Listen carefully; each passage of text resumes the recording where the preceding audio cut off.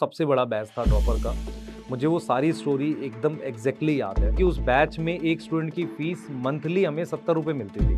2 से 3 दिन के बाद मतलब मेरे फादर एक्सपायर कर गए थे। सर आप क्या करो, इस बुक में अपना नाम दे दो, आपको इतना बेनिफिट मिल जाएगा। कई बार ऐसा होता है ना कि आप काम करते हो, आपको रिवॉर्ड नहीं मिलता, ये उसका रिवॉर्ड है। छोड़ दिया वहाँ से और अपना एक अलग जर्नी को स्टार्ट किया, संकल्प भारत को स्टार्ट किया। हेलो एवरीवन, बेटा स्टार्ट करते हैं। ये वो लाइंस हैं जो मैं अपनी ऑनलाइन या ऑफलाइन क्लासेस में हमेशा बैचेस स्टार्ट करते वक्त बोलता हूँ। तो बच्चे इस लाइन को पसंद भी करते हैं। तो आज ये जो सेशन है, आज जो ये वीडियो है, इसमें मैं अपने बारे में कुछ ऐसी बातें बताऊंगा आपको जो शायद ही मैंने कभी किसी क्लास में या शायद ही कभी किसी ऑनलाइन प्लेटफॉर्म पे डिस्कस की हो। मेरा नाम तरुण कुमार है और मैं बॉटनी या बायोलॉजी पढ़ाता हूँ, तो मैं इससे रिलेटेड आपसे बात करूँगा। बेटा स्टार्टिंग से मैं दिल्ली में ही रहा हूँ और दिल्ली में मतलब एक नॉर्मल मिडिल क्लास फैमिली जिसमें बहुत सारी प्रॉब्लम्स होती हैं। आप ये भी जानोगे कि यार मतलब ऐसा भी होता है कि कई बार ट्यूशन्स वगैरह की फ़ीस जो होती है वो डिले मिलती है, तो कई बार स्टूडेंट जो होता है वो इस वजह से क्लास में नहीं जाता। तो हम लोग इसी तरह की फैमिली से बिलोंग करते थे। 10th और 12th हमने प्रॉपरली गवर्नमेंट स्कूल से करी है और गवर्नमेंट स्कूल में पढ़ के थोड़ा-सा गाइडेंस की कमी फ़ील हमेशा से होती रही है। और ऐसा भी होता था कि यार हमारे साथ के कुछ बच्चे प्राइवेट स्कूल में जाते थे, तो हमें फ़ील होता था यार हम भी क्यों नहीं पढ़ सकते। 12th करी, फिर ग्रेजुएशन भी मैंने डीयू से करी। तो वहाँ पर भी क्या होता था कि मतलब मेरे साथ के जो फ्रेंड्स वगैरह थे, वो लोग तो ठीक है, जब हम लोग कहीं घूमने जा रहे हैं, कहीं बैठ रहे हैं, तो अच्छे से मतलब पैसे वगैरह स्पेंड करते थे। तो हम लोग क्या करते थे, उस पैसे के लिए अलग से अर्न भी करते थे। मतलब होता ये था कि मैं ग्रेजुएशन टाइम पे ही अपना अलग से ट्यूशन्स वगैरह पढ़ाने लग गया था और ट्यूशन्स भी मैं 10th वाले बच्चों को पढ़ाता था। जब मतलब मुझे याद है कि मैंने 10th का एक बैच पढ़ाया था, जिसमें हिंदी मीडियम के बच्चे थे और उनको कुछ भी साइंस नहीं आती थी। तो ऐसे बच्चों का मैं एक पूरा बैच पढ़ाया करता था और आज भी मतलब मुझे अच्छे से याद है कि उस बैच में एक स्टूडेंट की फीस मंथली हमें 70 रुपये मिलती थी। तो उस बैच से कुछ पूरे महीने में शायद 1200 रुपये हमें मिलते थे और उसी पैसे को हम लोग स्पेंड करते थे, अपनी बुक्स पे कर लेते थे या कुछ फ्रेंड्स के साथ कहीं चले गए, वहाँ अगर खर्च करना पड़ता था तो वहाँ करते थे। तो मिडिल क्लास फैमिली जो नॉर्मली रहती है ना, वो इसी तरीके से चलती है। तो वहाँ रिसोर्सेज का क्रंच रहता है, पर इसमें इंपॉर्टेंट ये होता है कि आपको ये देखना है कि यार मतलब इस क्रंच के साथ आप अपना क्या मतलब रोल रखते हो फैमिली में। तो हम लोग पढ़ते भी थे, लेकिन उसके साथ-साथ स्पेशल अलग से काम भी करते थे। तो फिर उसके साथ मैंने मतलब जब मास्टर्स करी, तो मास्टर्स में भी मतलब हमें ये समझ में आ गया कि यार मास्टर्स करते-करते अगर मैं पीएचडी के लिए जा रहा हूँ, क्योंकि मैंने क्या किया था, जब अपनी मास्टर्स कंप्लीट करी थी, जब खत्म हो रही थी, तो मैंने नेट क्वालीफाई कर लिया था। तो उसके थ्रू हमें स्कॉलरशिप मिल रही थी गवर्नमेंट से और उसके हेल्प से हम लोग पीएचडी कर सकते थे। पर मुझे रियलाइज़ हुआ कि अगर मैं अब पीएचडी कर लूँगा, तो फैमिली को सपोर्ट कौन करेगा? क्योंकि पीएचडी करने में पूरा दिन तो पढ़ने में चला गया और उतनी स्कॉलरशिप से तो हमें कुछ खास मिल नहीं रहा है ना। तो हमने फ़ील किया कि नहीं यार, ये नहीं करना चाहिए। तो मैंने फिर डिसाइड किया कि चलो एक काम करते हैं, पार्ट टाइम पढ़ाते हैं और साथ के साथ कुछ और करते हैं। अब होता क्या है कि नॉर्मली फैमिलीज़ में क्या होता है कि भई मिडल क्लास फैमिली सिर्फ़ गवर्नमेंट जॉब के लिए देखती है। वो ये मानती है कि यार किसी की गवर्नमेंट जॉब लगेगी तो ज़्यादा अच्छा रहेगा। तो मुझे भी ये फ़ील होता था कि यार चलो क्या करते हैं, यूपीएससी प्रिपेयर करते हैं। तो मैंने आफ्टर जो अपना एमएससी कंप्लीट किया, तो मैंने फिर डिसाइड किया कि चलो एक काम करेंगे, कुछ टाइम पढ़ाएँगे। मतलब दिन का एक पार्ट क्या होता था कि मैं कोचिंग जाता था, खुद पढ़ता था और जो सेकंड पार्ट होता था, मतलब मैं मॉर्निंग से मान के चलो मॉर्निंग वाली कोचिंग कर ली अपनी खुद की, खुद पढ़ लिया और आफ्टरनून के बाद लगभग 5 से 6 घंटे के आसपास मतलब मैं प्रॉपरली क्या करता था, पढ़ाता था और उससे पैसे अर्न करता था। तो किसी तरीके से मतलब इस तरीके से हमने अपना जो स्टार्टिंग का टाइम था, जहाँ पर बैलेंस करके निकाला। हाँ, थोड़ा-सा गिल्ट फील होता है कि यार उस वक़्त और टाइम मिल जाता, चीज़ें और बदल जाती, लेकिन ठीक था। तो इस ऐसे करते-करते हमने बेटा स्टार्टिंग के डेज़ में मतलब अपनी मास्टर्स कंप्लीट करने के बाद यूपीएससी का एग्ज़ाम भी दिया और उस एग्ज़ाम में मतलब प्री क्वालीफाई किया, मेंस भी दिया और जब मेंस का मतलब मान के चलिए सेकंड अटेम्प्ट था या मेंस का हमने मतलब हम ये मान के चल रहे थे कि अगर 1 आध साल और मेहनत करेंगे, निकल जाएगा। तो फिर मतलब फैमिली में कुछ ऐसा हुआ जैसे कि मेरे फादर को मतलब किडनी का डिज़ीज़ रिकॉग्नाइज़ हो गया। तो मुझे इतना डर लग गया कि यार अगर कुछ हो जाता है, तो फैमिली में आगे तो कोई अर्निंग है नहीं। तो फिर वो पॉइंट था जब मैंने डिसाइड कर लिया कि नहीं यार, अब हमें प्रॉपरली ऑफलाइन कोचिंग में जाकर अब पढ़ाना पड़ेगा। तो मतलब कहीं न कहीं ये रहता है कि आपको हर पॉइंट पे जाके डिसाइड करना पड़ता है कि यार आपको फाइनेंशियल डिसीजन लेने हैं कि आपको मतलब अपने पर्सनल लेवल के लिए डिसीजन लेने हैं। तो मैंने हमेशा से जो डिसीजन रहे वो उसी तरीके से लिए कि नहीं ठीक है, अब हमें फाइट करना है तो हमें आगे जाकर इस तरीके से करना पड़ेगा। तो फिर मैं प्रॉपर ऑफलाइन में पढ़ाने लगा। तो जब मैं ऑफलाइन में पढ़ाने लगा, मैं मतलब मैंने देखा ये चीज़ खुद देखी मैंने कि यार जो स्टूडेंट्स होते हैं ना, वो मतलब उनको पता ही नहीं कि पढ़ना क्या है। तो कंटेंट भी ऐसा लगता था मुझे कि यार ये एनसीईआरटी के अराउंड है नहीं। तो हमने क्या किया, खुद से अपने क्वेश्चंस बनाने स्टार्ट किए। मतलब मैं मानता हूँ कि लैपटॉप से मैं टाइप करता था। लगभग एक टाइम था जब मैं 8 से 9 मिनट में खुद मतलब टाइप करके क्वेश्चंस बनाता था। एक क्वेश्चन इतना टाइम लग जाता था। लेकिन धीरे-धीरे करते-करते फिर ये समझ में आया कि कंटेंट ऐसा होता है, बच्चों के अराउंड होता है, तो ये कंटेंट फिर बच्चों ने पसंद भी किया। मतलब ऑफलाइन में मुझे इतना ज़्यादा उसका सपोर्ट मिला बच्चों का कि इतना ज़्यादा बच्चों ने पसंद किया कि मैंने काफ़ी ज़्यादा डॉक्टर्स मतलब बनने में कंट्रीब्यूशन किया और ये जर्नी रही लगातार। तो ऑनलाइन पढ़ाने का अपने को रहता था कि यार थोड़ा बहुत कोशिश करते हैं, ऑनलाइन पढ़ाते हैं हम लोग, ट्राई करते हैं ऑनलाइन पढ़ाने का, लेकिन मतलब रिसोर्सेज़ का रहता है कि भई जब आप प्रॉपरली ऑफलाइन पढ़ा रहे होते हो तो आपको रहता है कि यार दिन भर आपको जॉब करनी है। ऑनलाइन पढ़ाने के लिए क्या होता है कि आपको एक एक्स्ट्रा पूरे रिसोर्सेज़ चाहिए, अलग से टाइम भी निकालना है और फिर उसको आपको नहीं पता ना कि आप जो पढ़ा रहे हो वो कैसा जा रहा है कैमरे पे, ये पता ही नहीं था। तो करते थे कोशिश, मैंने रिकॉर्डिंग भी काफ़ी सारी करी थी इसके लिए, लेकिन लगता नहीं था कि यार ये चीज़ ठीक जा रही है, नहीं जा रही है। फिर मतलब जो टाइम आ गया कोविड का, तो कोविड जब लगा तो उससे पहले मैंने ऑलरेडी डिसाइड कर लिया था कि मैं अपना सेंटर खोलने वाला हूँ। वहाँ पर मैं बायो अपने हिसाब की पढ़ाऊँगा और ट्राई ये करूँगा कि जो मतलब रहेगा बच्चे को उस तरह का कंटेंट पढ़ाएँगे, उस तरह का समझाएँगे कि जो बच्चे के लिए बहुत अच्छा हो। तो ये डिसाइड मैंने ऑलरेडी कर लिया था। तो मैंने मतलब मुझे याद है कि मैंने जॉब छोड़ दी थी, मतलब एक रेप्यूटेड इंस्टीट्यूट था, वहाँ से मैंने जॉब छोड़ दी थी।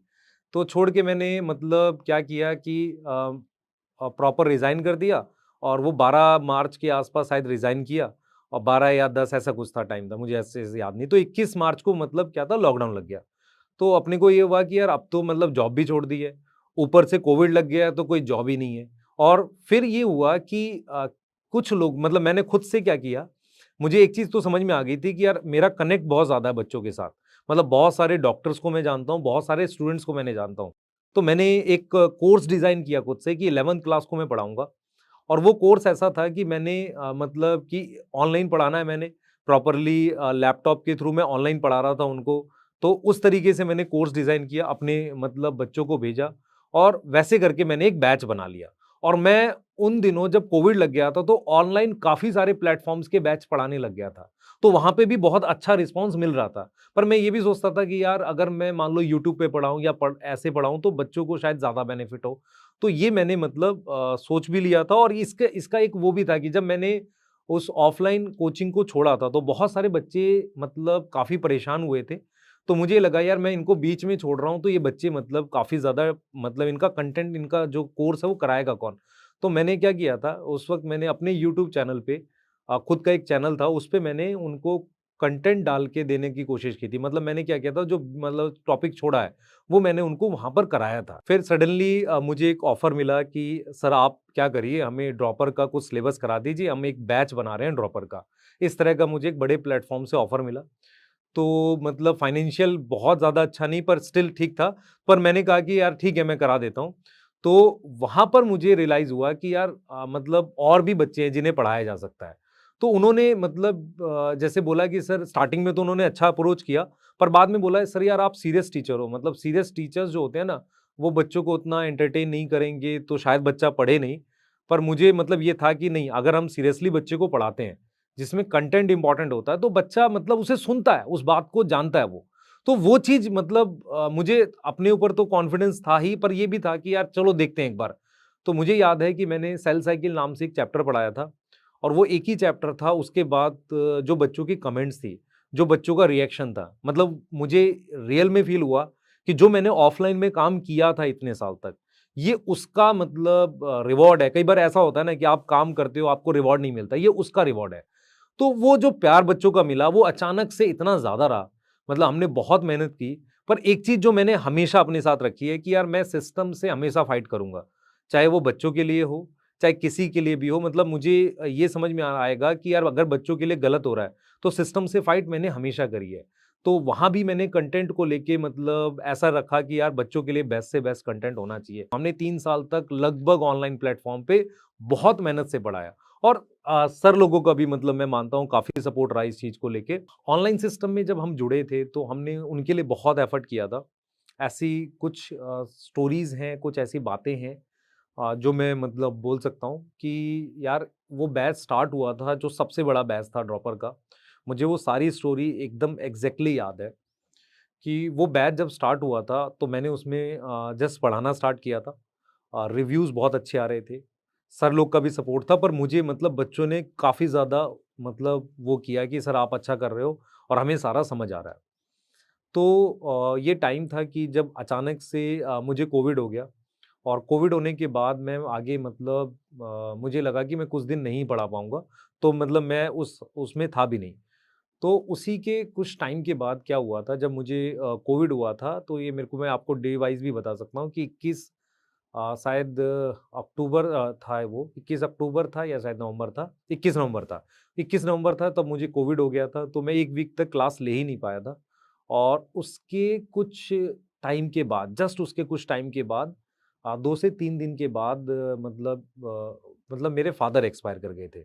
तो मुझे याद है कि उन दिनों जब हम जो बैच हम पढ़ा रहे थे, उसमें बहुत सारा बच्चा था और मुझे ये भी याद है कि वो बच्चा नॉर्मली मतलब ये चाह रहा था कि यार सर से हम नहीं पढ़ पा रहे इतने ज़्यादा दिन और वो पढ़ भी कम रहे थे। मतलब ऐसा मैसेज था मेरे पास कि सर वो बच्चे पढ़ नहीं रहे हैं।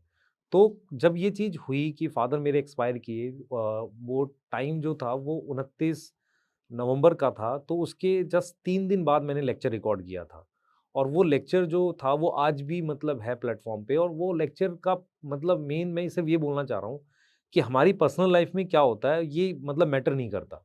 मैटर ये करता है कि जिन लोगों को हम सर्विस दे रहे हैं, जो बच्चे हमसे जुड़े हुए हैं, उनको हम मतलब वो चीज़ देते रहें टाइम पर क्योंकि वो एग्ज़ाम के लिए पढ़ रहे हैं।